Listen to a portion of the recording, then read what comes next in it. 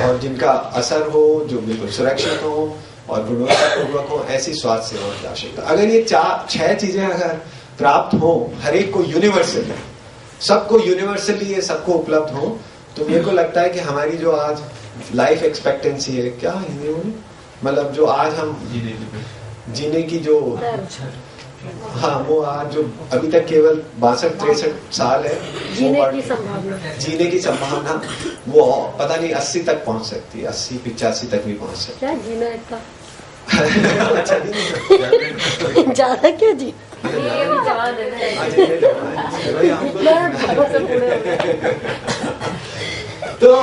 तो मैं ये कह रहा था कि ये चीजें बहुत बहुत आवश्यक हैं, और ये सब चीजें ऐसा हैं जो कि जो हमारा जो universal declaration of human rights है, उन सब में ये सब एनश्राइंड है। ऐसा नहीं है कि ये नहीं है, ऐसा नहीं है कि इनके बारे में जानते नहीं है, पर आप ये देखिए कि ये इतनी असमान है। संतुलित भोजन और पर्याप्त भोजन, सुरक्षित जल, पर्याप्त मात्रा में जल, सुरक्षित आवास की बात करें, सेफ वर्किंग कंडीशंस की बात करें, ये सब बात आप करें तो आप देखिए इसमें इतनी ज्यादा असमानताएं हैं, इतनी असमानताएं हैं, जिसके कारण से बहुत बड़ी संख्या में लोग भुक्तभोगी हैं। मतलब मैं अभी कोई एक वर्ल्ड डेवलपमेंट इंस्टीट्यूट है हेलसिंकी में, तो उसकी रिपोर्ट पढ़ रहा था, तो हम इस दुनिया की जितनी भी जो संपत्ति है, उस संपत्ति की आधी संपत्ति इस दुनिया के केवल 2% लोग हैं उनके कब्जे में है। 6 अरब है हमारे इस दुनिया की आबादी, 6 अरब में 6 करोड़ लोग हैं, उनके पास आधी दुनिया की संपत्ति है उनके पास, मतलब आप ही लगा दें। और आधी संपत्ति में भी अगर आप 6 को भी 3 करोड़ कर दें, मतलब 1% कर दें आप, तो 12 करोड़ है और 6 करोड़ कर दें उसको, 12 करोड़ लोगों के पास आधी संपत्ति है, अगर उसको 6 करोड़ कर दें आप, तो लगभग 35% संपत्ति पूरी दुनिया की उनके स्वामित्व। मतलब इतना ज्यादा असमानता, इतनी ज्यादा असमानता है कि आप अंदाजा नहीं लगा सकते। हमको कई बार नजर इसलिए नहीं आता क्योंकि हमारे देश में और शहरों में तो अब धीरे धीरे मध्यम वर्ग थोड़ा बढ़ता जा रहा है, तो थोड़े बड़े बड़े मकान नजर आते हैं, चौड़ी चौड़ी थोड़ी सी सड़कें नजर आती हैं, काफी गाड़ियां नजर आती हैं, पर उन सबके पीछे जो लोग हैं उनको अगर हम देखें, जो कि संख्या में कहीं ज्यादा है, तो आपको ये अंदाज लगेगा कि ये असमानताएं कितनी है। तो ये कुछ मैं सोच रहा था कि बैकग्राउंड मैं आपको दे दूं, और उस बैकग्राउंड के बाद मैं सोच रहा था कि ये जो नेशनल फैमिली हेल्थ सर्वे के नाम से ये सर्वे किया जाता है, जो कि पहले मैंने बताया 92-93 में हुआ, फिर 98-99 में हुआ, और अब ये 2005 और 2006 में हुआ है। और वैसे तो ये बहुत अच्छी बात नहीं है कि ये जो सर्वे है हमारे भारत के लोगों ने शायद अपने आप शुरू नहीं किया, कुछ अंतरराष्ट्रीय संस्थानों ने, अंतरराष्ट्रीय जो लोग हैं उन लोगों ने मिलके इसको थोड़ा सा प्रोत्साहित किया, पर ये एक तरह से एक बहुत अच्छी बात निकल के आई। तो आप ऐसा करें और नीचे चले जाएं, तीसरे 20 साल की महिलाओं में से कितनी महिलाएं ऐसी थी जिनकी की 18 साल से पहले शादी राजस्थान में हो गई थी, तो वो आप ये देखिए 57% महिलाएं ऐसी थी जिनकी की शादी 18 साल से पहले हो गई थी। तो मतलब अभी भी हमारे राज्य में ये इतना सब लंबा चौड़ा बखान कर रहे हैं कि साहब ये कम आयु में शादी जो हो रही है, बाल विवाह जो है, उनको हम रोकेंगे। तो अभी भी आप देखिए कि 57% महिलाएं ऐसी हैं जिन महिलाओं की शादी, जो उनकी शादी कब, तो उनमें से भी 57, मतलब आधी से भी ज्यादा, बहुत ज्यादा आधी से भी महिलाओं की शादी 18 साल से पहले हो गई थी, जो कि हमारी लीगल एज ऑफ मैरिज है। मतलब किसी बाहर जाइए, किसी की 16 में, किसी की 15 में, किसी की 14 में, किसी की 8-9 में, और किसी की तो जब पेट में थी शायद तभी हो गई होगी कि नहीं। ऐसे ही जो अभी आदमी हैं जो 25 से 29 आयु वर्ग में हैं, उनमें से उनके 21 साल से पहले कितने लोगों की शादी हो गई, तो उनमें भी 56.7, मतलब 57% के आसपास आदमी लोगों की शादी जो 21 साल लीगल एज ऑफ मैरिज है उससे पहले हो चुकी है। तो अब आप अंदाजा लगा लीजिए कि अभी भी बहुत बड़े पैमाने पे हमारे यहाँ पर बाल विवाह होते हैं, और जो हमारी वैधानिक आयु है शादी की उससे पहले होती है। फिर तीसरा जो ये है total fertility rate, urban rural, you can show urban rural. हाँ वो दिखा सकते, फिर दिखाएं कैसे, पहले हुई, पर ग्रामीण क्षेत्र में अभी भी लगभग 66% महिलाएं ऐसी हैं 100 में से 66 महिलाएं जो अभी 20 से 24 साल की उम्र में हैं, उनकी शादी 18 साल से पहले हो गई। इसी प्रकार से पुरुषों में भी यही है कि ग्रामीण क्षेत्र में 66 और शहरी क्षेत्र में 35% जो पुरुष हैं उनकी शादी जो आज के डेट में 25 से 29 साल के हैं उनकी शादी उससे पहले हो गई थी, 21 साल से। फिर आप ये देखिए कि हमारे यहाँ पर अभी भी प्रति महिला लगभग 3.21 मतलब प्रति महिला के 3 से ज्यादा बच्चे उनके अभी भी हो रहे हैं। मतलब जो हमारे यहाँ पर अगर ये इसको इस तरह से आंका जाता है कि अगर इसी गति से बच्चे होते रहें किसी महिला के, जो आज का पैटर्न है, तो किसी महिला के कितने बच्चे पैदा होंगे, तो 3 से अधिक बच्चे अभी भी पैदा हो रहे हैं। और खरबों रुपया हमारा फैमिली प्लानिंग में खर्च हो चुका है। और इसमें मैं 2 चीजें बता दूं कि 2 चीजें हैं, मतलब हमारे यहाँ पे लगातार बहुत प्रयत्न हो रहा है परिवार नियोजन,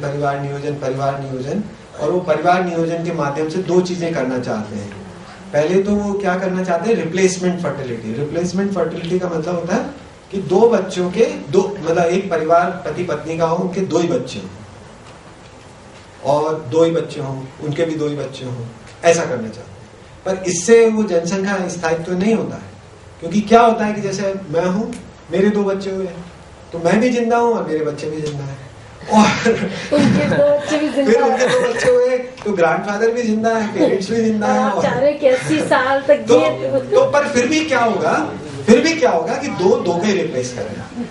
और जो फर्टिलिटी जो स्थायित्व की बात होती है, वो स्थायित्व का मतलब ये होता है जितने मरे उतने पैदा होंगे, तो वो तो हमारे देश में अभी पता नहीं कब आने वाला है। और उसके बारे में वो आएगा तभी जब वो मैंने 6 चीजें बता दी ना, वो हो जाएंगी निश्चित रूप से। अगर वो 6 चीजें निश्चित रूप से सबको मिल जाए तो ये जो जिसके लिए खरबों रुपया खर्च कर रहे हैं, वो खरबों रुपया खर्च करने के लिए 1 पैसा खर्च करना नहीं पड़े और वो अपने आप हो जाएगा, है कि नहीं? तो हाँ, अर्बन की भी ज्यादा तो है थोड़ी, 1.9 के आसपास आएगी तो वो स्थायित्व पे आएगा, और 2.1 पे होगी तो रिप्लेसमेंट फर्टिलिटी होगी। तो समझ रहे ना? पर वैसे एक बात और बता दूं कि ऐसा नहीं है कि हमारे यहाँ पर जो क्या बोलते हैं, इसको थोड़ा सा उधर टिल्ट करना, कि पहले हमारे यहाँ पे जो बच्चे पैदा करने का प्रति महिला था वो काफी ज्यादा था, वो काफी घट गया। अब ये 3.21 है, जबकि NFHS 2 के टाइम पे ये 3.78 था, और NFHS 1 के टाइम पे ये 3.63 था। ये थोड़ा सा पता नहीं, हाँ 1 और 2 के बीच में हर चीज खराब हुई है, पर वो शायद वो बेटर टेक्निक्स पर यूज। कौन सा आगे? अच्छा, फिर आप ये देखिए कि अभी जो महिलाएं 25 से 49 साल के बीच में, 25 से 49 साल वो चाइल्ड बियरिंग पीरियड माना जाता है, वैसे तो 15 से 49 ही माना जाता है, पर चूंकि पहली बर्थ का पता करना है, पहला जन्म कब होता है, किस आयु में वो महिला जन्म देती है पहले बच्चे को, वो पता करना है। इस कारण से इसको 25 से 49 साल के बीच में लिया है। तो मीडियन एज की मतलब 19.6 वो आयु थी, मतलब 19 महीने और 6 महीने, 19 साल और 6 महीने, मतलब 19.5 साल तक हमारे राज्य की अभी जो 25 से 49 साल की महिलाएं हैं, उन्होंने उसमें से 50% आधी महिलाओं ने पहले बच्चे को जन्म दे दिया था। समझ नहीं स्पष्ट हो रही बात है कि हो रही है? अभी जो महिलाएं 25 से 49 साल के बीच में हैं, उन महिलाओं में से आधी महिलाओं ने 19.5 साल से पहले पहले बच्चे को जन्म दे दिया था। तो इसका मतलब है कि 16 साल में भी, 17 साल में भी, 18 साल में भी, 19 साल 19.5 साल तक तो आधी महिलाओं ने बच्चों को जन्म दे चुकी थी, पहले बच्चों को। समझ रहे ना? तो ये एक है। फिर ये 2 sons 1 son, ये कुछ इन्होंने और आंकड़े निकाले हैं जो इस बात को बताते हैं कि कितनी महिलाएं ऐसी हैं जो कि है ना 2 लड़के हो जाएंगे तो संतुष्ट हैं, कितनी महिलाएं ऐसी हैं जो 1 लड़का 1 लड़की और कितने ऐसे जो 2 महिलाएं 2 लड़कियां हो जाए तो भी संतोष रोते हैं तो 33 ही आए। हाँ 33 ही है, बस 33% महिलाएं ऐसी हैं। 51% तो ज्यादा काटते पीटते हैं। चलिए और नीचे चलिए, क्योंकि मेरे को लग रहा है कि ये हाँ ये यहाँ पे मैटरनल चाइल्ड हेल्थ पे आ जाएगी। बिल्कुल। अब आप ये देखिए कि हमारे यहाँ पर काफी स्वास्थ्य सेवा के लिए बारे में बात की जाती है, और आप सरकारी आंकड़े अगर उठा के देखेंगे तो कहेंगे टीकाकरण 100% बच्चों का, महिलाओं को प्रसव पूर्व जो स्वास्थ्य सेवा देना है वो 100%। और ये चूंकि एक स्वतंत्र अध्ययन है, हालांकि सरकार द्वारा कराया गया पर एक स्वतंत्र एजेंसी द्वारा किया गया है, इस कारण से ये जो दर्शाता है उसको आप देखें तो जन्म से पहले 3 बार कम से कम प्रसव पूर्व जांच होनी चाहिए महिला की, जो भी गर्भवती हैं। तो कितने प्रतिशत महिलाएं ऐसी हैं जिनको कि ये प्रसव पूर्व जांच मिलती है? तो केवल पूरे राज्य में 41.2, और अगर उसको ग्रामीण और शहरी में देखें तो ग्रामीण क्षेत्र में केवल 32.5% महिलाएं ऐसी हैं, मतलब 100 में से 100 गर्भवती महिलाएं हैं तो उनमें से केवल 32.5 महिलाएं ऐसी हैं जिनको कि पूरी 3 प्रसव पूर्व जांच किसी स्किल्ड, मतलब किसी जो प्रशिक्षित जो स्वास्थ्य कर्मी है उसके माध्यम से प्राप्त होती है।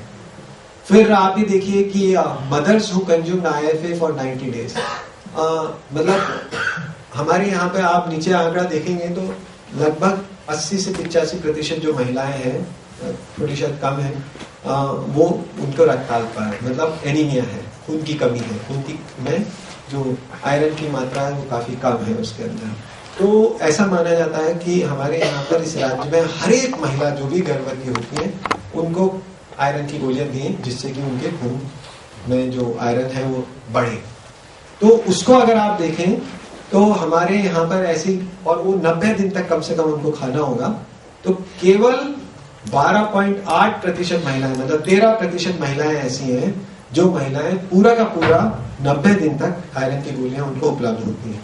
और उसमें भी अगर आप देखें तो ग्रामीण क्षेत्र में तो मात्र 8% महिलाएं ऐसी हैं जिनको ये उपलब्ध होता है, शहरी क्षेत्रों में ज्यादा होता है। फिर आप ये देखिए birth assisted by doctor, nurse, LHV, ANM, मतलब जो स्किल्ड बर्थ होना, जो प्रशिक्षित व्यक्ति जो जापा कराए, प्रसव कराए, तो वो केवल 43% महिलाएं उनको प्राप्त होता है, शहरी क्षेत्रों में 77 को और ग्रामीण क्षेत्रों में केवल 34.5% महिलाओं को होता है। इंस्टीट्यूशनल बर्थ के लिए आप जरूर जननी सुरक्षा योजना बना दी है तो शायद कुछ परिवर्तन आए, पर जब ये 2005-6 में जब ये अस्पताल में जब 2005-6 में जब ये किया गया था तो ग्रामीण क्षेत्र की केवल 23% महिलाएं ऐसी थी जो किसी संस्थान में जाके, चाहे वो प्राइवेट हो चाहे वो सरकारी हो, उसमें जाके अपना प्रसव करा रही थी, बाकी तो सब घर पे ही हो रहा था। Mothers who receive postnatal care from doctor, और जैसे ही प्रसव हो जाए उसके बाद भी डॉक्टर को या कोई प्रशिक्षित जो स्वास्थ्य कर्मी है उसको जांच करनी चाहिए महिला की। तो कितने प्रतिशत महिलाएं जिनको की ये जांच सेवा उपलब्ध होती है?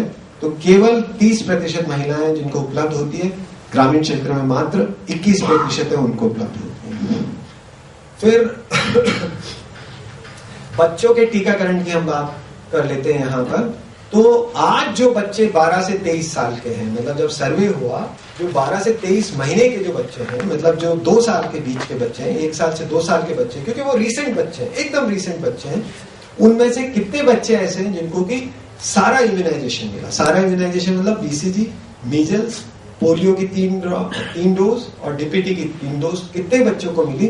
तो केवल 26.5% बच्चे हैं उनको ये मिली, और उसमें ग्रामीण क्षेत्र में तो केवल 22% जो बच्चे हैं उन्हीं को पूर्ण टीकाकरण हुआ।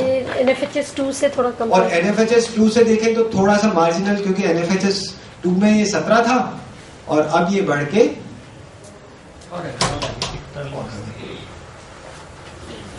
17 था वहां पर, और ये पहले 21 था। तो NFHS 2 चूंकि बेहतर ढंग से किया गया तो सही ढंग से उसमें जानकारी आई, तो उसमें 17 ही था, 17 से अब बढ़ के ये 26 आ गया, 26.5 आ गया, पर ग्रामीण क्षेत्र में तो अभी भी 22 ही है। ओके, फिर अगर आप BCG देखें तो सबसे ज्यादा BCG लगा है उसके बाद पोलियो भी काफी ठीक ढंग से लगा है, मतलब ठीक तो क्या कह सकते हैं, तो भी 1/3 बच्चे बीसीजी से भी वंचित हैं, और तो और ये पोलियो का इतना बड़ा राउंड चल रहा है, उसके बावजूद भी 1/3 बच्चे पोलियो से भी वंचित हैं। आप ये देखिए, और फिर आप देखें कि डीपीटी तो केवल 1/3 बच्चों को ही लगा है, और मीजल्स है वो भी आधे से कम बच्चों को लगा है। तो ये हमारा हाल है। और जो विटामिन ए सप्लीमेंटेशन जो बहुत ही अपने यहाँ जरूरी समझा जाता है, मीजल्स के टीके के साथ अवश्य रूप से दिया जाता है जिससे कि रतौंधी की रोग ना हो, वो केवल 13% जो बच्चे हैं केवल उनको प्राप्त हो रहा है। ये चीजें मैं इसलिए बताना चाहता हूँ कि गवर्नमेंट के आंकड़े भी खुद बता रहे हैं, और जब ये कविता जी और ये लोग सब प्रधानमंत्री से मिलने गए तो वो कह रहे थे कि साहब हम भी बड़े चिंतित हैं और आप बताइए क्या करें। तो अब क्या करें वो भी अपने को देखना जिस कंपैरेटिव कर लो, थोड़ा सा कंपैरेटिव कर लो ऑफ ऑल दीज। हाँ, अब देखिए कि थोड़ा थोड़ा हर एक में बढ़ा है, पर कोई खास नहीं। 17 से कुल इम्यूनाइजेशन 26 आया है, और बीसीजी पहले 54 था, वो बढ़ के 68 हो गया, 68.5 हो गया है। डीपीटी जो पहले 44 था वो बढ़ के, नहीं ये पोलियो 44 था वो बढ़ के 65 हो गया है। डीपीटी 26 था वो बढ़ के 38 हो गया है, और ये मीजल्स जो आपका 27 था वो बढ़ के 42 हो गया है। और वो पहले विटामिन ए का तो किया ही नहीं था, तो इस कारण वो उपलब्ध नहीं है। तो थोड़ा थोड़ा बढ़ा है, पर नाम मात्र को बढ़ा है। उसकी तुलना में हमारे देश के अंदर संपत्ति इतनी ज्यादा बढ़ी है कि आप अंदाजा नहीं लगा सकते। संपत्ति तो हमारी बहुत बढ़ गई, मतलब पैसा तो बहुत आ गया इस देश में, और लगातार ये बात हो रही है कि बहुत पैसा आ रहा है, पर उसकी तुलना में अगर आप ये देखें, ये सब आंकड़े यही दर्शाते हैं कि हमारी स्वास्थ्य सेवाओं की स्थिति क्या है, तो उसमें बहुत कोई अच्छी प्रगति नहीं है। फिर और नीचे चले जाइए, मेरे को लग रहा है वो ज्यादा महत्वपूर्ण यही है। हाँ बस ये child feeding practices and nutritional status है। तो एक जो बहुत महत्वपूर्ण चीज है वो ये है कि बच्चा जैसे ही कोई जन्म ले तो उसके तुरंत 1 घंटे या 2 घंटे के अंदर से उसको माँ का दूध प्राप्त होना चाहिए। कोई भी अलग तरह का दूध नहीं देना चाहिए। पर हमारे यहाँ पर अभी भी ऐसी प्रथा बनी हुई है कि पहले 2 दिन बच्चे को दूध देते नहीं है, और वो उसको कोई गुल्ला पिलाते हैं, कहीं पे कुछ और नाम देते हैं ग्रामीण क्षेत्रों में, और ये एक अपने आप में बहुत खतरनाक चीज है। तो वो आप देखिए कि केवल मात्र जो अभी 3 साल के बच्चे हैं, अभी जब सर्वे के समय 3 साल के बच्चे हैं, एक घंटे के अंदर कितने प्रतिशत बच्चों को दूध मिल रहा है? मात्र 13.3, और शहरी क्षेत्र में 21 और ग्रामीण क्षेत्र में 11। तो ये तो बहुत ज्यादा मतलब खतरे की घंटी है, बहुत बड़ी खतरे की घंटी है। मेरे को लग रहा है कि इसको हमको कैंपेन के लिए, मतलब एक तरह से एक अभियान के रूप में हमको इसको चलाना चाहिए कि कैसे हम ये प्रथा तोड़वाएं कि बच्चे को 2 दिन और कम से कम 24 घंटे दूध नहीं दिया जाता, वो खत्म, और उसके बाद उसके बनस्पत तुरंत जैसे ही बच्चा हो उसके 1 घंटे के अंदर माँ का दूध उसको मिलना शुरू हो।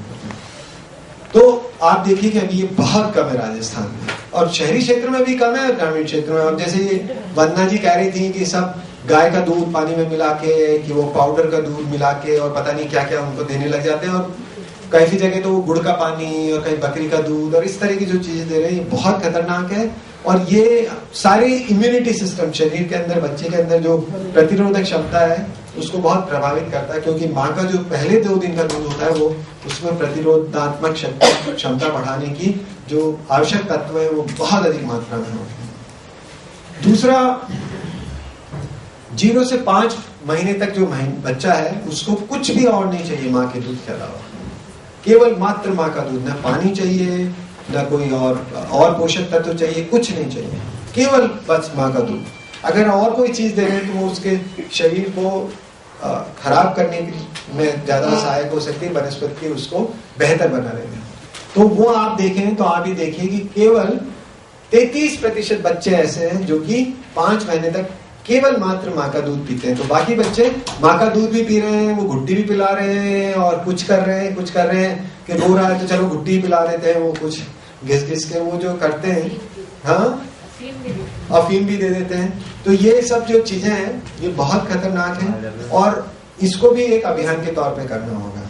और जो हमारे स्वास्थ्य कर्मी है वो स्वास्थ्य कर्मी, और हमारी जो आंगनवाड़ी केंद्र की जो आंगनवाड़ी कार्यकर्ता हैं, सहायिका हैं, वो सब इन सब चीजों के लिए मतलब बड़े बड़े कैंपेन तो मैं आप देखें पोस्टर होर्डिंग वगैरह लगे हुए मिलेंगे, पर वो वास्तविक स्थिति में वो कुछ हो नहीं रहा है।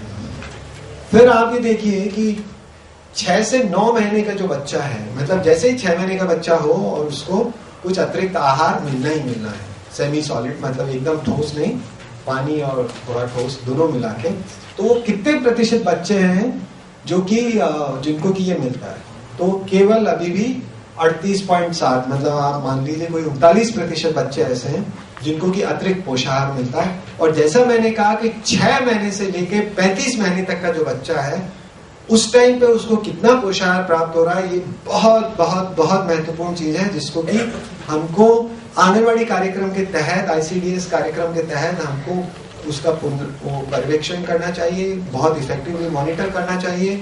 और हमारे कैंपेन का सबसे बड़ा हिस्सा ये 6 से 35 महीने के बच्चे हैं वो बनने चाहिए, क्योंकि सबसे ज्यादा जो परेशानी है वो इसी दौरान में है। उसके बाद 3 साल होने के बाद तो स्थिति एक अलग तरह की स्थिति बन जाती है।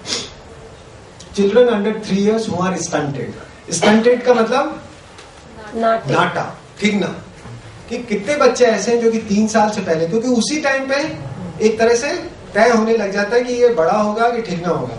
और पोषण का कितना असर पड़ता है इसका अंदाजा नहीं लगा सकते कि 1 जनरेशन 2 जनरेशन में बहुत फर्क पड़ जाता है। जापान जैसा देश जिसमें बहुत नाटे नाटे लोग होते थे, वो जैसे ही बेहतर वहां की स्थिति बनी और पोषण की स्थिति बहुत सुधरी, वो सब के सब एकदम शूट कर गए। जो 5 foot 1 inch, 5 foot 2 inch, 5 foot 3 inch के होते थे, वो धड़ाधड़ बढ़ के 5, 8, 5, 9, 5, 10, 6, 6, 1, 6, 2 तक पहुंच गए। दो पीढ़ियों में, 1 पीढ़ी 2 पीढ़ी में, मतलब इतना फर्क पड़ जाता है, बहुत भयंकर फर्क पड़ता है पोषण का। उनके यहाँ कमरे, वो दरवाजे 5.5 फीट के बनाते थे, वो सब बदल के फिर उनको 6 फीट के, 6.5 फीट के करते। पर हम तो मान के चलते कि हम तो नाटे टिक्के स्पीशी है। नहीं, क्यों? अभी मैं आपको कुछ NIN के अध्ययन, जो राष्ट्रीय पोषण संस्थान है, उसके अध्ययन दिखा सकता हूँ कि हमारे यहाँ की वेल ऑफ और हालांकि अमेरिका के जो वेल ऑफ है उनमें कोई 5 सेंटीमीटर का अंतर रहता है, कुछ ज्यादा अंतर नहीं रहता, और वजन में भी 10 किलो का। पर वो वेजिटेरियन, नॉन वेजिटेरियन फूड, वो बहुत सारी चीजें मैटर करती हैं उसके अंदर, तो उस पर भी अपन बाद में बात कर सकते हैं। अच्छा, मैं बस ये खत्म ही कर ले, जल्दी से खत्म करता हूँ, है ना। तो आप ये देखिए कि 33% बच्चे ऐसे हैं हमारे यहाँ पर, और ग्रामीण क्षेत्र में 36% बच्चे ऐसे हैं जो कि नाटे हैं। हालांकि ये संख्या पहले बहुत ज्यादा थी, जो अब कम हो गई है, निश्चित रूप से कम हो गई है। आप दिखा दो चाहे तो जरा मंजू, उस तरफ टर्न करके कि कितने रह गए।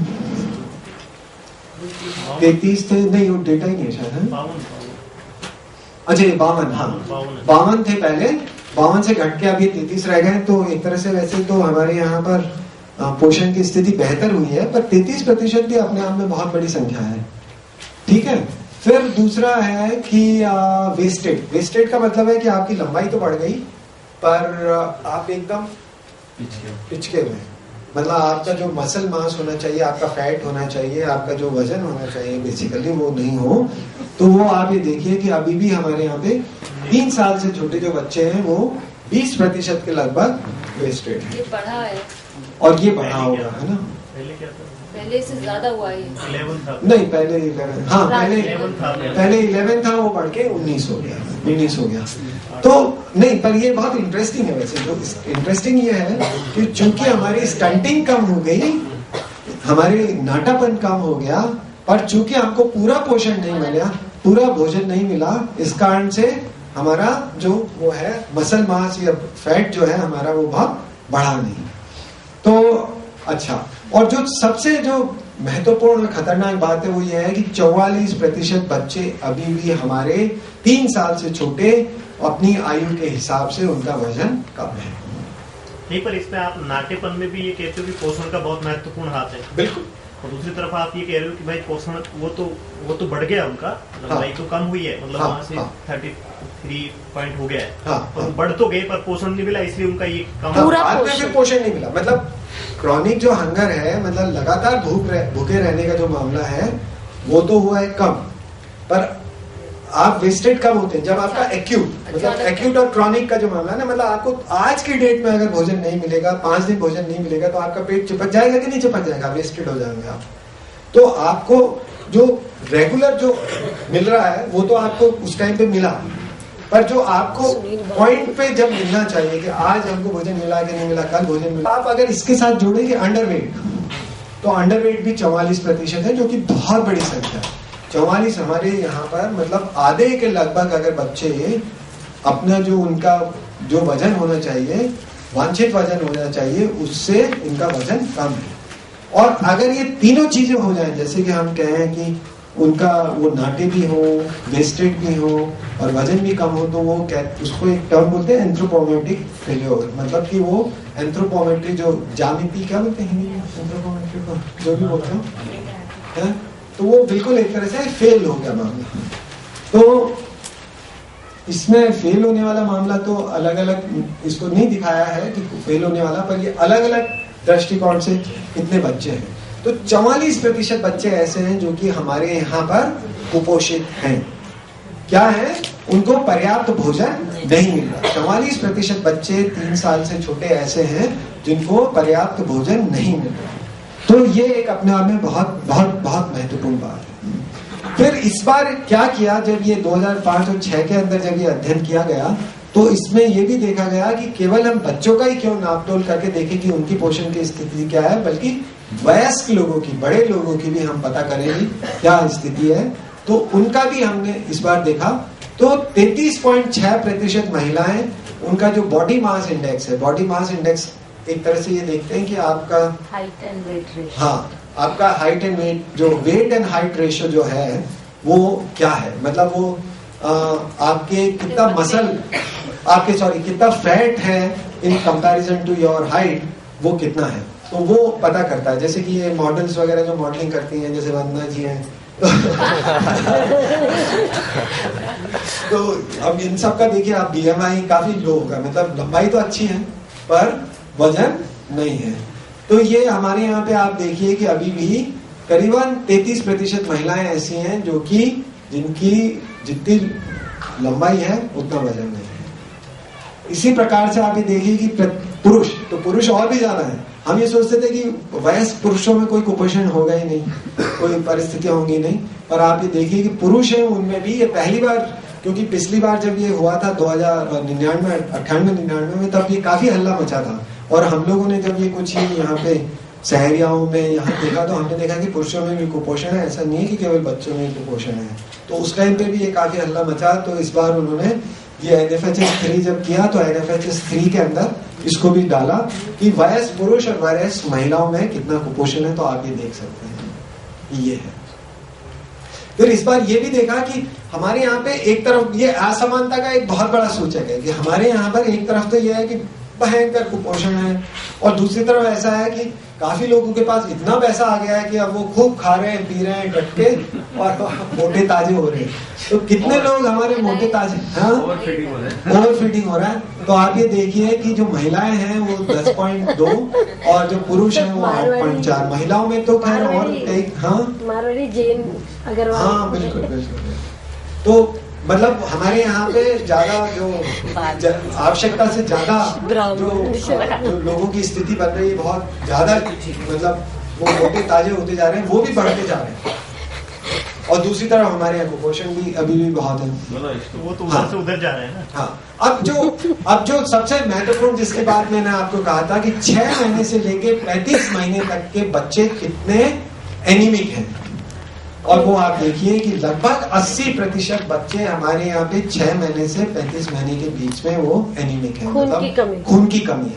खून की कमी कब क्यों होगी? खून की कमी ऐसे है कि संतुलित भोजन नहीं है। हम जो खा रहे हैं वो भोजन हमारा संतुलित नहीं है, उसमें पर्याप्त मात्रा में हमको ऐसे तत्व नहीं मिल रहे हैं जिनसे कि हमारा खून बढ़े, इसी के कारण से वो है। तो 44% बच्चे तो हमारे ऐसे हैं जो कि इनको पर्याप्त भोजन ही नहीं मिल रहा, पर हमारे 80% बच्चे ऐसे हैं जिनको कि संतुलित भोजन नहीं मिल रहा है ना, समझ रहे ना। तो अगर हम ये 80 - 44 करें तो कितना 36 हो गया। तो 36 तो हमारे डेफिनेटली ऐसे बच्चे हैं जो कि बहुत ही बुरी स्थिति में। तो ये बहुत जरूरी है कि हम ना केवल ये देखें कि पर्याप्त हो, बल्कि संतुलित भी हो। और ये संतुलित वाला मामला ज्यादा महत्वपूर्ण इसलिए भी है कि हमारा जो स्पीसीज है, मतलब हमारी जो आगे जो ये बच्चे बड़े होंगे, तो उनकी मानसिक क्षमता, शारीरिक क्षमता, ये सारी की सारी इसी चीज से, अगर वो आज यहाँ पर एनीमिक है इस एज में, 3 साल से छोटे में, 6 महीने से 3 साल की आयु वर्ग में, तो जब उनका मानसिक और शारीरिक विकास होगा वो काफी उसमें समस्याएं आने वाली है। तो ये बहुत बहुत महत्वपूर्ण चीज है जिसको कि देखना चाहिए। फिर आप ये देखिए कि 15 से 49 साल के बीच में जितनी महिलाएं हैं जो शादीशुदा हैं, उनमें कितना रक्ताल्पता है, तो आप देखिए कि वो भी 53% के लगभग है। मतलब आधी से अधिक महिलाएं जो शादीशुदा हैं 15 से 49 साल की आयु वर्ग में, उनमें भी काफी बड़े पैमाने पर रक्ताल्पता है। तो उनको भी संतुलित भोजन निश्चित रूप से नहीं मिल पा रहा है। Pregnant women ages 15 to 45 who are anemic, मतलब जो गर्भवती महिलाएं हैं, वो कितनी महिलाएं ऐसी हैं जो 15 से 45 साल के बीच में जो कि जिनको एनीमिया है, तो वो भी आप देखिए कि 61% है, मतलब वो और भी ज्यादा है। कुल महिलाएं जो है 15 से 49 साल की, वो तो 53 है, पर जो गर्भवती महिलाएं हैं उनमें और भी ज्यादा बढ़ गया। एवर मैरिड मैन और आदमी लोग भी, ऐसा नहीं है कि वो हाँ उनमें रक्ताल्पता नहीं है, पर उसमें भी है, पर कम मात्रा में, केवल 20.5%। तो मेरे को लग रहा है कि मैं मुख्य रूप से यही जानकारी आपको देना चाहता था। वैसे तो इसमें और भी जानकारी है, और अगर एकदम आप ऊपर ले जाएं तो न्यूट्रिशन का जो एक चार्ट है वो मैं दिखाना चाहता हूँ इनको। हाँ, ये तो आप ये देखिए कि ये एक नीचे जाइए और थोड़ा सा, हाँ ये बस हाँ, और थोड़ा सा तो इन्फेंट मोर्टालिटी वाला भी आ जाए, नहीं थोड़ा सा, हाँ बस। तो अब आप ये देख लीजिए कि हमारे यहाँ पर जो स्टंटेड थे, मतलब जो नाटे हैं, वो पहले 42 थे, फिर 52 पता लगा, और अभी भी 34% हैं। जो लंबाई के हिसाब से एकदम सिकुड़े हुए हैं, वो अभी भी आप देख लीजिए कि वो पहले 21 थे, फिर 12 हो गए और वापस 20 हो गए हैं। और हमारा जो ये अंडरवेट है, मतलब कम आयु के हिसाब से जो वजन कम होना चाहिए, उनमें लगभग कोई परिवर्तन नहीं है, वही 44 के 44 ऐसे के वैसे हैं। बीच में और बल्कि 51 शायद वो बेटर जो टेक्नोलॉजी उसके कारण से हमारे यहाँ पर इन्फेंट मोर्टालिटी एक बहुत महत्वपूर्ण एक आंकड़ा माना जाता है कि भाई 1 साल तक की आयु में कितने बच्चे हमारे यहाँ पे मर जाते हैं।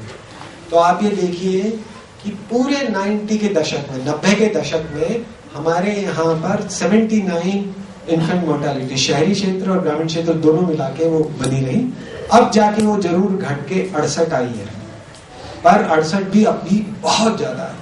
और फिर 68 को भी अगर आप देखें ग्रामीण क्षेत्र और शहरी क्षेत्र में, तो आप देखेंगे ग्रामीण क्षेत्र में तो 68 की जगह कहीं जाके करीबन 75 के आसपास होगी, और 75 में भी अगर ग्रामीण गरीब के लिए आप देखेंगे तो वो बढ़ के 110 के आसपास आ जाएगी। 100, 110, 100, 110, 100, 110, जो कि बहुत बहुत ही चिंताजनक एक आंकड़ा है।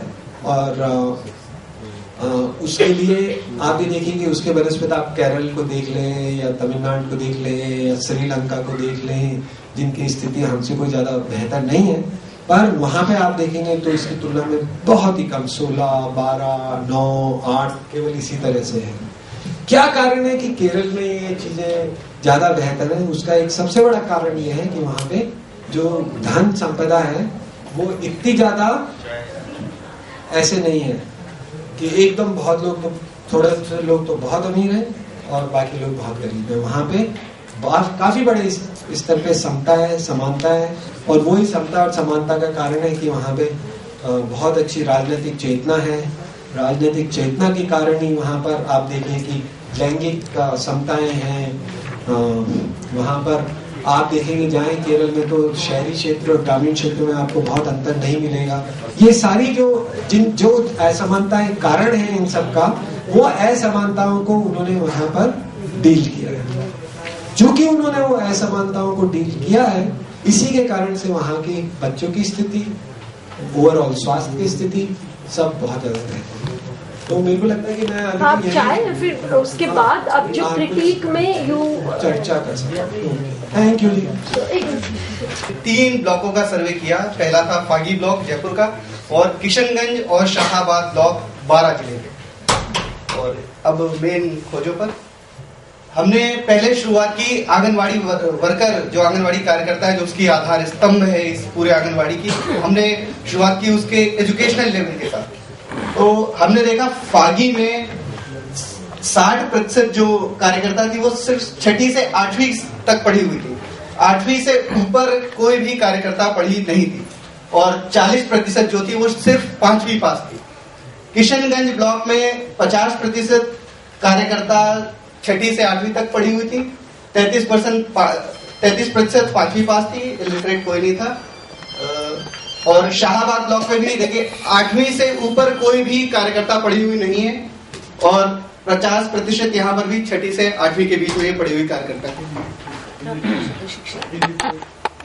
और यहाँ पर 17% कार्यकर्ता इलिटरेट भी है शाहाबाद ब्लॉक में, जबकि हाँ अनपढ़ है। और जबकि किशनगंज और शाहाबाद ब्लॉक, जैसा कि आप सभी लोग जानते हैं, यहाँ पर मेन ट्राइब्स शहरिया जाति के लोग वहां पे रहते हैं, और वहां की हालत बहुत ज्यादा खराब है। फिर हम लोगों ने देखा कितने वर्ष वहां पर काम कर रही है। 15% कार्यकर्ता फागी में 16 से 20 साल से कार्य कर रही थी। 62% 11 से 15 साल में से कार्य कर रही थी, और कई साल हाँ। और यहाँ पर शाहाबाद ब्लॉक में जितनी भी कार्यकर्ता थी सब 20 साल से ज्यादा से कार्य कर रही थी, और सब 60 से ऊपर ही थी जितनी भी। और फिर हमने देखा कि जो सहायिका है उसका लेवल, शिक्षा का स्तर देखा, उसमें लगभग 80% अनपढ़ थी, और किशनगंज में 83% और शाहाबाद ब्लॉक में 87% जो सहायिकाएं थी वो अनपढ़ थी। फिर हमने उनके अनुभव को देखा, मुझे लगता नहीं इसकी कोई खास जरूरत है आगे। फिर हमने देखा कि बिल्डिंग इंफ्रास्ट्रक्चर, क्या वहां पर इंफ्रास्ट्रक्चर, तो 87% जो बिल्डिंग्स थी फागी में वो किराए की बिल्डिंग्स में चल रही थी, और बिल्डिंग सिर्फ ऐसी थी कि सिर्फ एक कमरा भर था और नाम मात्र का इंफ्रास्ट्रक्चर था उसके घर में। और ज्यादातर ये आवास जो होता था ये आंगनबाड़ी वर्कर के खुद के घर में या सहायिका के घर में था। किशनगंज में 50% लोग सेंटर जो थे वो किराए की बिल्डिंग में चल रहे थे, और शाहाबाद में 78% सेंटर जो है वो किराए की बिल्डिंग्स में चल रहे थे। 78%। ये स्टडी आपको दे देंगे। 78% बिल्डिंग्स जो थी वो किराए की मकानों में चल रही है, रेंटेड बिल्डिंग। फिर हमने देखा, क्या आपको कुछ दिक्कत है उससे? आपको कुछ दिक्कत है उस आंकड़े से? हाँ। ये सर्वे हमने सिर्फ 30 गांव में किया था, 30 आंगनवाड़ी सेंटर्स का हमने सर्वे किया था, जिस पर आधारित ये रिपोर्ट है। फिर हमने शौचालय देखा था कितनी जगह है। फागी में 87% जगह पे शौचालय नहीं था, किशनगंज में कहीं नहीं था, शाहाबाद में कहीं नहीं था, और यहाँ पर भी जो था फागी में वो इस्तेमाल नहीं हो रहा था, उस पर बाकायदा ताला लगा हुआ था। फिर हमने देखा कि पानी कितनी दूर है आंगनवाड़ी सेंटर से। ज्यादातर होता क्या है कि बच्चे ही पानी लेने जाते हैं, सहायिका का हालांकि ये काम होता है, लेकिन कई जगह तो हमने ऐसा ही देखा कि सहायिका खुद चलने में असमर्थ है और सेंटर पर ही बैठी हुई। तो फागी में हमने देखा कि 50 से 150 मीटर के बीच में 56% जगह पानी का स्रोत है। किशनगंज में 50% जगह पे 50 से 150 मीटर की दूरी पर है, और शाहाबाद ब्लॉक में 150 मीटर से ज्यादा दूरी पर 56% पानी का स्रोत। फिर हमने देखा कि जिस टाइम हम लोग गए, हम लोगों ने जनरली 9 बजे से 12 बजे तक उसका समय था। जिस टाइम हम पहुंचे हमने देखा कि उस टाइम कितने सेंटर्स खुले हुए थे। तो जिस टाइम हम गए तो फागी में 87% सेंटर हमें ओपन मिले, खुले मिले, किशनगंज में 67% और शाहाबाद ब्लॉक में 78% सेंटर में खुले मिले, बाकी बंद थे। फिर अटेंडेंस जो वहां पे हाजिरी थी उसमें एक बहुत ही बड़ा अंतर नजर आया हमें। हमने देखा कि एवरेज अटेंडेंस जो हमने उस दिन पर देखी वो हमने लिया, और जो अटेंडेंस रजिस्टर से हमको मिल रही थी हमने उसका एवरेज लिया एक हफ्ते की। तो हमने देखा जो एवरेज अटेंडेंस रजिस्टर पर थी फागी में वो 31.22 थी, और उस दिन 15 बच्चे आए थे मात्र। फिर किशनगंज में 31 और 13, शाहबाद में 37 और 13। ये जो रजिस्टर पर अटेंडेंस की फिगर थी ये बहुत ज्यादा इन्फ्लेटेड थी, क्योंकि यहाँ पर जो बच्चों को, जो आंगनवाड़ी कार्यकर्ता को पैसा मिलता है वो प्रति बच्चा 2 रुपए के हिसाब से उसको भोजन बनाने के लिए मिलता है। तो इस वजह से बच्चे तो 12 या 15 ही आते हैं, लेकिन उस फिगर को वो 30, 31, 35 इस तरह से शो करते हैं। फिर हमने देखा कि जैसे सुप्रीम कोर्ट के आदेश है कि 1000 की पॉपुलेशन पर एक आंगनवाड़ी सेंटर होना चाहिए, तो ज्यादातर हमने देखा कि फागी में 75% आंगनवाड़ी सेंटर ऐसी जगह थे जहां की जनसंख्या 1000 से 1500 के बीच में थी। किशनगंज में 66% सेंटर ऐसी जगह थे जहां की पॉपुलेशन 1000 से 1500 के बीच में थी, और 17% सेंटर ऐसी जगह थे जिनकी जनसंख्या 1500 से 2000 लोगों के बीच में थी। शाहाबाद में 14% सेंटर ऐसी जगह थे जहां की जनसंख्या 1500 से 2000 के बीच में थी, और 29% 1000 से 1500 के जनसंख्या के बीच में थी।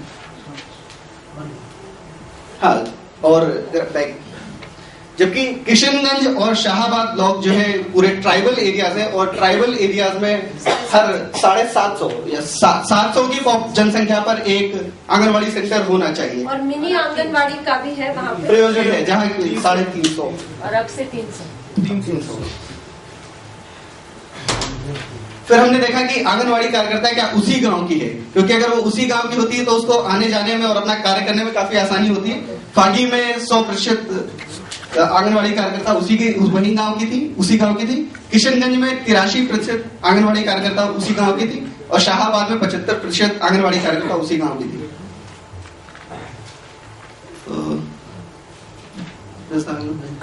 फिर हमने ये देखा कि क्या सहायिका जो है वो बच्चों को रोज रोज लेके आती है, सेंटर तक लेके आती है, क्योंकि गांव में ये बहुत बड़ी शिकायत होती है कि अगर सहायिका बुलाने नहीं जाती है तो लोग अपने बच्चों को नहीं भेजते। वो कहते हैं हम कोई भीख नहीं मांग रहे, हम अपने बच्चों को नहीं भेजेंगे।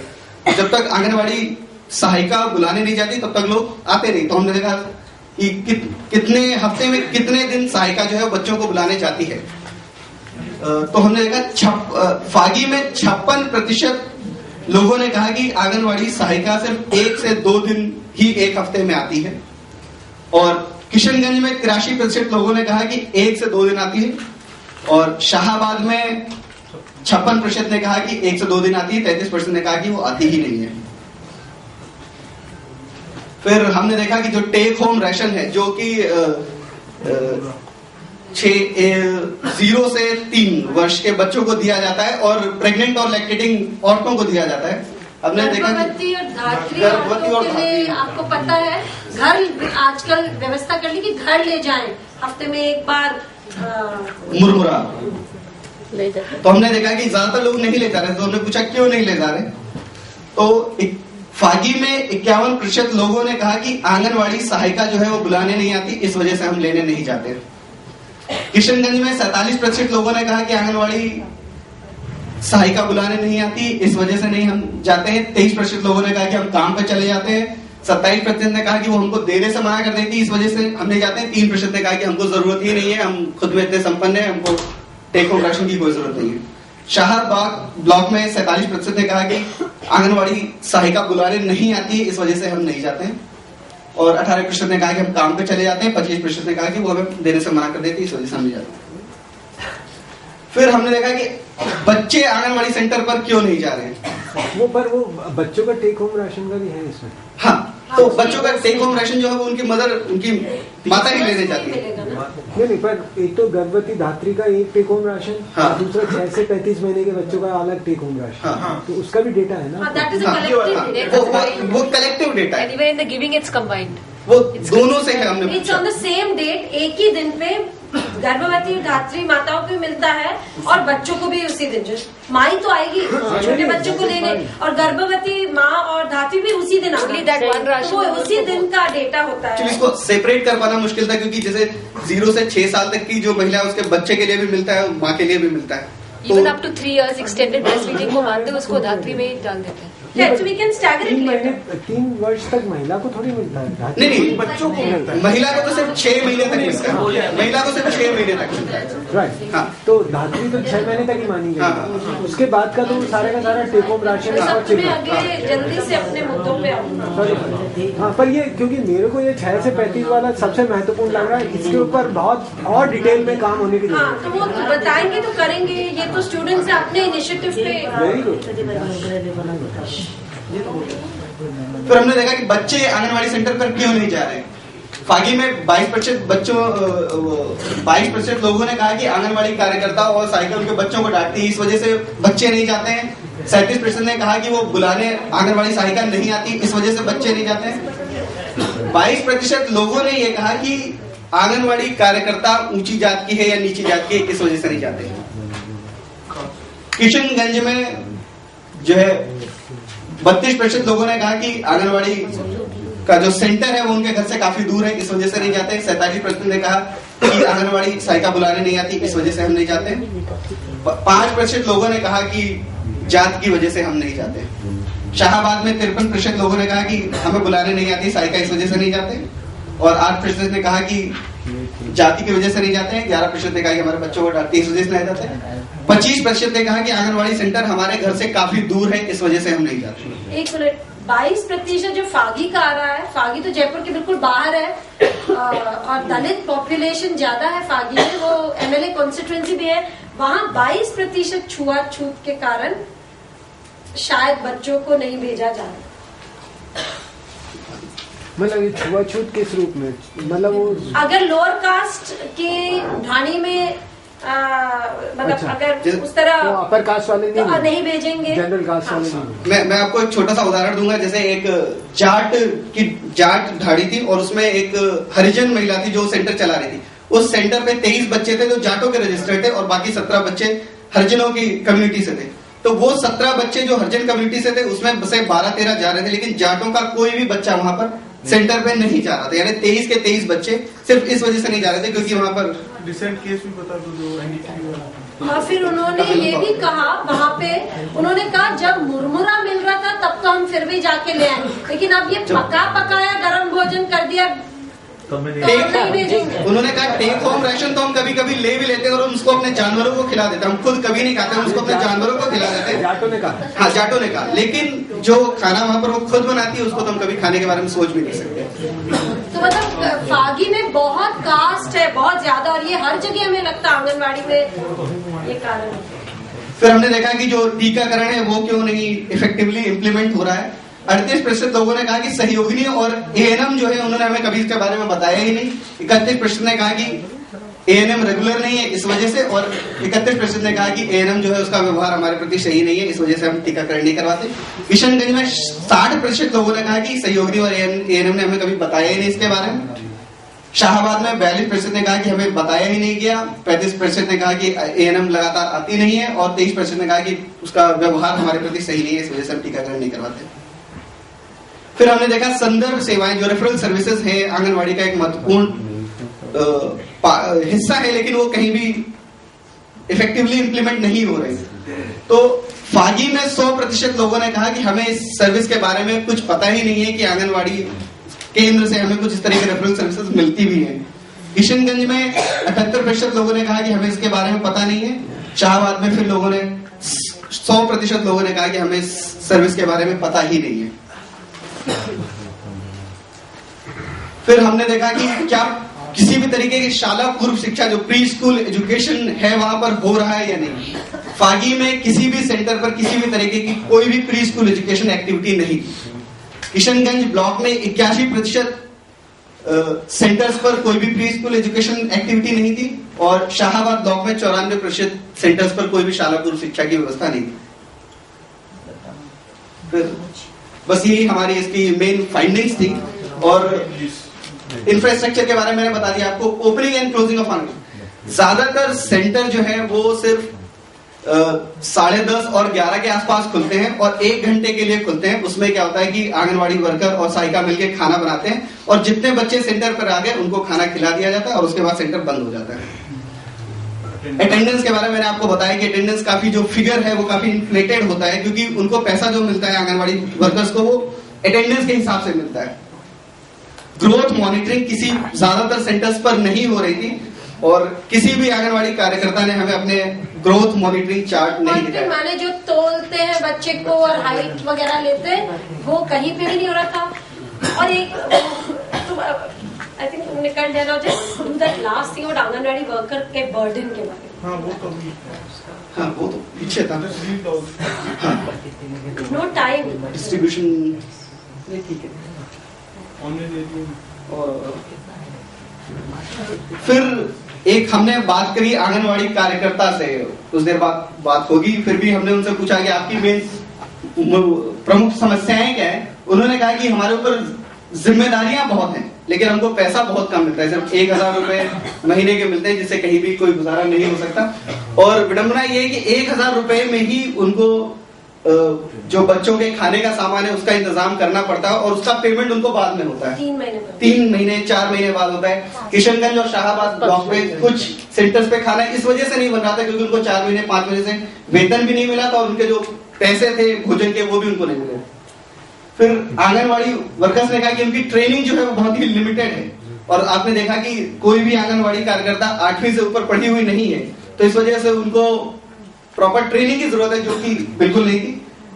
प्रॉपर सपोर्ट फ्रॉम समुदाय से किसी भी प्रकार का कोई सहयोग किसी भी आंगनवाड़ी कार्यकर्ता को नहीं मिल रहा था। ये एक बहुत बड़ी समस्या थी जो लोगों में स्कीम तो 1972 से चल रही है लेकिन लोगों को अभी भी पता नहीं था कि इस आंगनवाड़ी में होता क्या है, उनको मिलना क्या चाहिए और इस वजह से लोगों का भी कोई सहयोग आंगनवाड़ी कार्यकर्ता के प्रति या आंगनवाड़ी केंद्र के प्रति कोई सहयोग नहीं था। Lack of profit. और ज्यादातर आंगनवाड़ी कार्यकर्ताओं ने ये शिकायत करी कि उनके जो उच्च अधिकारी हैं उन्हीं के डिपार्टमेंट के उनका भी कोई सहयोग उनको प्राप्त नहीं था। ज्यादातर सेंटर्स पे हमने देखा कि जो सुपरवाइजर है वो 1 से 1.5 महीने पे राउंड मारती है, सेंटर्स का सुपरविजन करती है और सीडीपीओ जो है वो 3 या 4 महीने में ही एक बार आती है। और शाहाबाद और किशनगंज जैसे ब्लॉक जहां पर भुखमरी से हर साल लोग मरते रहते हैं, जिस टाइम हम वहां पर थे मई जून और जुलाई के महीने में 3 महीने में वहां पर सिर्फ एक ही सीडीपीओ थी जो दोनों जगह का कार्य संभाल रही थी। तो ये भी बता दो जो फागी में भरता है सबके रिकॉर्ड। ज्यादातर आंगनवाड़ी कार्यकर्ता अपने रजिस्टर भर पाने में हमको असमर्थ दिखी। कई जगह तो हमने देखा कि पिछले जिस तारीख को हम पहुंचे 10-10, 12-12 दिन की अटेंडेंस नहीं लगी हुई थी और उन्होंने बाद में हमको बताया कि फागी में कोई आदमी है जो 100 रुपए लेके उनके सारे रजिस्टर्स को भी भर देता है। आंगनवाड़ी रजिस्टर नवीज ठीक है।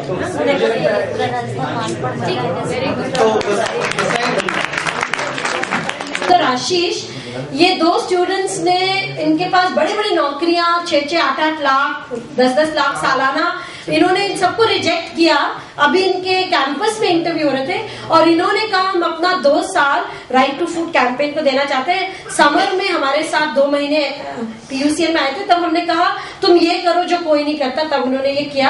अब हमारे ऊपर निर्भर है कि क्या हम इन 2 लड़कों की सेवाएं रिसोर्स सेंटर है जो भी हम करें कैंपेन में देना चाहते हैं। बहुत बढ़िया, वेरी गुड। प्रदीप, एक राजस्थान की दृष्टि तो केयर के साथ ही बताएंगे कि आखिर कैंपेन के कौन से मुद्दे बन सकते हैं। जो बंद क्यों कर रहे हो, स्टॉप क्यों कर रहे हो, स्टार्ट कर दूं और hers is a very different presentation. आवाज तो आई ही है, आवाज चालू करो। आवाज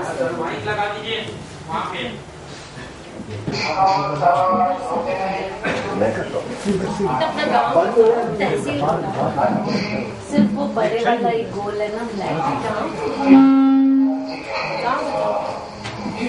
ये बिक्का गांव में बीकानेर डिस्ट्रिक्ट में डूंगर तहसील का ये मेरा केंद्र है।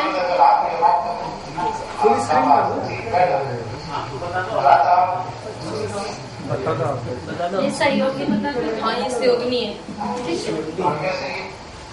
लाइट्स बंद करेंगे तो ठीक है ठीक है। लाइट्स बंद कर दो। और भी चाहिए बोलो।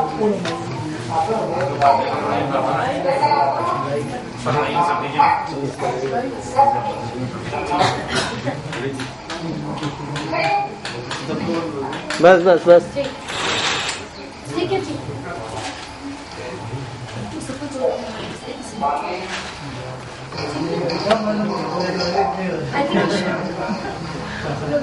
ये हाँ बाद में कर दो ना। हाँ ठीक है। बस मैं इसको मत टोका करो कि करीब 77% बच्चे जो हैं वो आंगनबाड़ी जा रहे हैं जिन परिवारों से ये किया तो करीब 1/3 बच्चे जो हैं 1/4 बच्चे नहीं जा रहे हैं। करीब आजकल ये चला है कि आंगनबाड़ी सहायिका घर घर बच्चों को आंगनबाड़ी देने जाना चाहिए। तो करीब आधे लोगों ने कहा कि नहीं आती आंगनबाड़ी, आधे लोगों ने कहा कि आंगनबाड़ी आती है, और 1/4 लोगों ने कहा कि उनको बच्चों को वहाँ जो भोजन मिलता है वो पसंद है। हमारा इसका मुख्य उद्देश्य जो हम इसमें करना चाह रहे थे वो ये कि ये जो राशन मिलता है कितने लोग तो ले जाते हैं घर, और उनमें से कितना इसको वास्तव में इसका उपयोग करते हैं। ले जाना एक बात है और उसका उपयोग कितने लोग करते हैं ये हमने थोड़ी जानने की कोशिश की। तो मालूम पड़ा कि 20% तो लेके ही नहीं जाते, अपना राशन ही नहीं लेते, और फिर कुछ लोग 1 हफ्ता ले जाते हैं, कुछ 2 हफ्ता, कुछ 3 हफ्ता, कुछ 4, कुछ ही लोग हैं जो कि 4 हफ्ते महीने में अपना पूरा राशन लेकर के जाते हैं। फिर प्रश्न ये है कि क्या वो अपने बच्चों को ये राशन खिलाते हैं, ये जानने की हमने इसमें कोशिश की। उसमें ये आया कि जहाँ तक गर्भवती और धात्री महिलाओं का संबंध है तो वहाँ पर 60% ने कहा कि वो हाँ वो पूरा कंज्यूम करते, 23% ने कहा हम नहीं काम में लेते, और बाकी लोगों ने कहा कि वो थोड़ा बहुत काम में ले लेते। तो यानी जो लेके भी जा रहे हैं, एक तो पूरा लेके ही नहीं जाते, और पूरा ले जाने के बाद भी 60% उनमें से उन्होंने कहा कि वो लोग उसको कंज्यूम करते हैं बाकी। और कुछ बातें ऐसी भी निकल करके आई कि उसकी वो कुछ बना लेते हैं, उसकी कोई सीधे नहीं खाते, उसका कुछ बना लेते हैं, और पूरा परिवार जो है वो उसको फिर अपना। इसी तरह से बच्चों के लिए पूछा कि भाई बच्चे जो हैं वो कितना देते हो, तो आधों ने कहा कि वो पूरा खिलाते, बाकी ने कहा कि हम बिल्कुल नहीं खिलाते, आधों ने जो बच्चे उनमें से बाकी आधों ने कहा कि हम बिल्कुल नहीं खिलाते, और 1/4 ने कहा कि वो आधा पौना थोड़ा बहुत खिलाते। यानी जो इतनी बड़ी आपकी स्कीम चल रही है और ये हो रहा है, तो इसमें से ये कितना तो बच्चों में जा रहा है।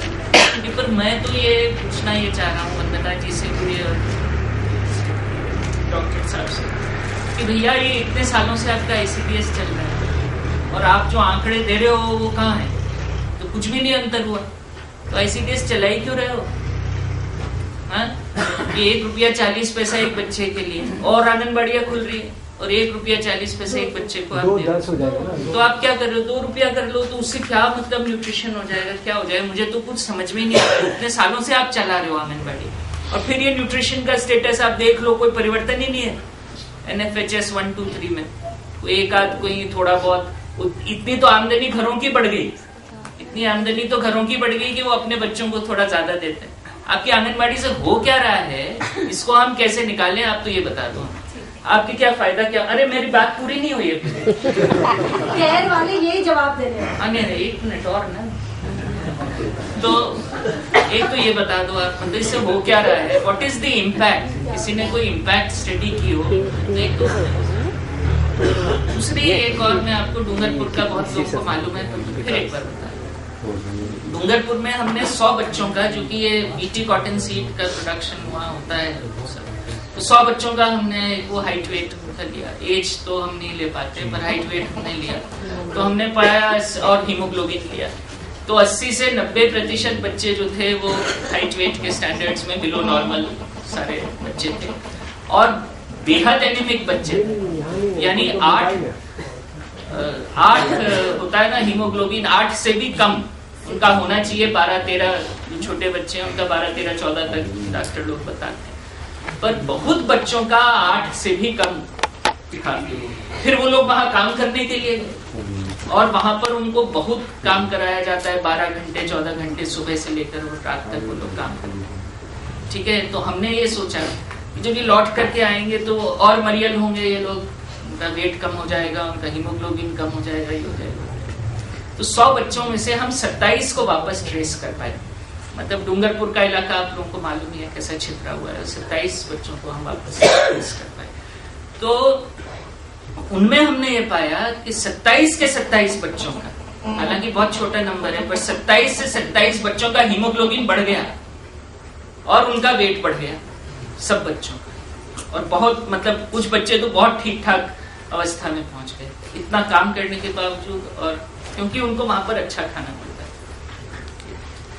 तीसरी बात मैं और आपको कहना चाहता हूँ, थोड़ा सा खाना मिलता था, पर वो इतना ही काम दे करते। वो गुजरात जाते हैं बीटी कॉटन सीड्स में काम करते हैं, खाना कहाँ से मिलता है? वो वहाँ मिलता था, जो भी खाना काम कर रहे हैं, वो बंधुआ मजदूर है, यानी इस इलाके में तो कितनी मतलब ऑयल मिला, हाँ, उनको अपने यहाँ नहीं मिलती, उनको सब्जी दाल छाछ वो सब उनको नहीं मिलती। तीसरी एक और बात कि हमने मध्य प्रदेश में एक वो कहाँ गए थे, तो वहां पर हमने ये पाया कि वहां पे कोई बड़े स्पेशल ICDS सेंटर्स चल रहे हैं, जहां पर वो ऐसे क्रोनिक अंडर नरिश्ड बच्चों को वो लोग लेकर के आते हैं। गुना और शिवपुरी, उसके बारे में आप ही ज्यादा बताइएगा कभी अगर मौका लगे शक्ति योजना के तहत। हाँ, तो वो 15-20 दिन उनको वहां पर आंगनबाड़ी केंद्र में रखते हैं, उन पर कोई 20 रुपया या 25 रुपया, मतलब माँ को भी रखते हैं और बच्चे को भी रखते हैं, और उनका बड़ी अच्छी तरह से वो ग्रोथ मॉनिटरिंग करते हैं, और वो उनका वेट बढ़ा करके उनको नरिशमेंट लेवल पर ला करके, और फिर माइल न्यूट्रिशन कॉर्नर ऐसे 12 जिले में अब सब बना दिए। न्यूट्रिशन रिहैबिलिटेशन सेंटर है ना। अच्छा, तो ये बताइए कि ये क्या Jawaharlal Nehru Urban Renewal Mission and Rural Employment Guarantee